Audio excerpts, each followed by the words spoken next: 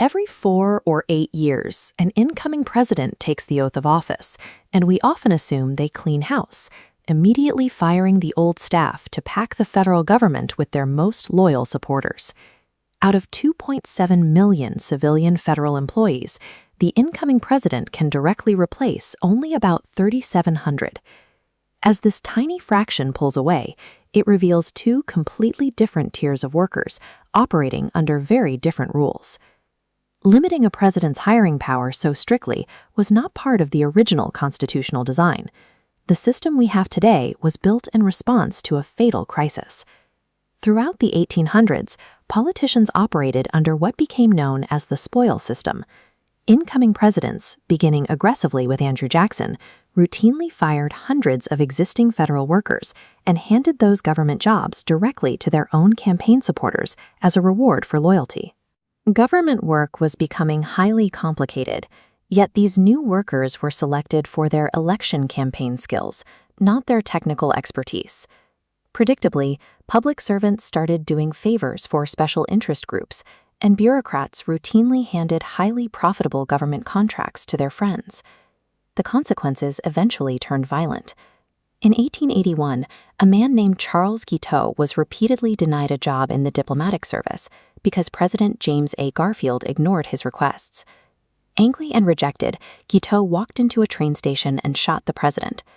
Garfield died from his wounds, and the public outrage was massive. Under immense pressure, Congress passed the Pendleton Act in 1883, legally removing the power to hand out government jobs from political parties. The national trauma of a murdered president forced the United States to abandon political loyalty and build a permanent, merit-based administration. That permanent foundation is known as the civil service.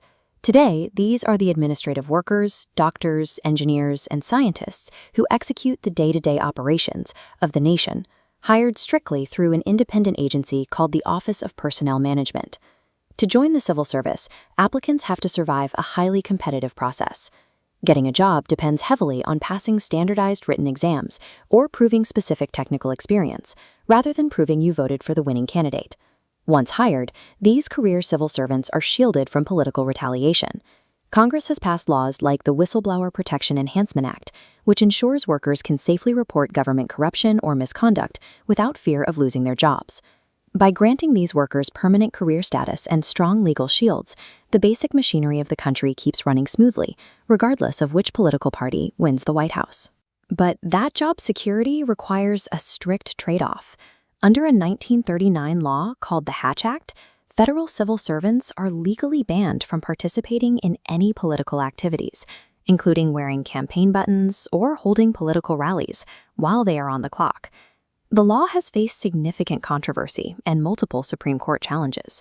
Opponents argue that it actively suppresses a citizen's constitutional right to free speech, deliberately silencing a massive group of people who are often the most well-informed about national policies. The government enforces these rules strictly to prevent political bias from polluting agency decisions. In 2008, Secretary of Housing and Urban Development Alphonso Jackson was accused of canceling a housing grant simply because the recipient expressed dislike for President George W. Bush. Jackson resigned shortly after the press reported the charges. These heavy restrictions exist to maintain strict neutrality.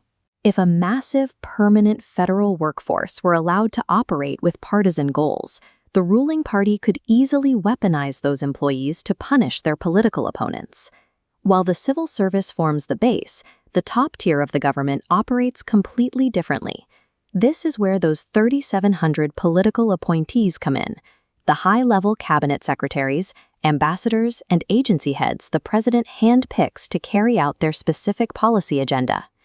Every presidential election year, all of these available jobs are published inside an official congressional directory known as the Plum Book.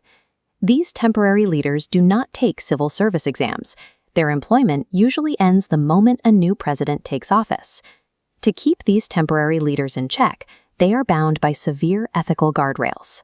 Executive orders force appointees to sign ethics pledges, legally banning them from accepting gifts from lobbyists and forcing them to recuse themselves from decisions involving any of their former employers.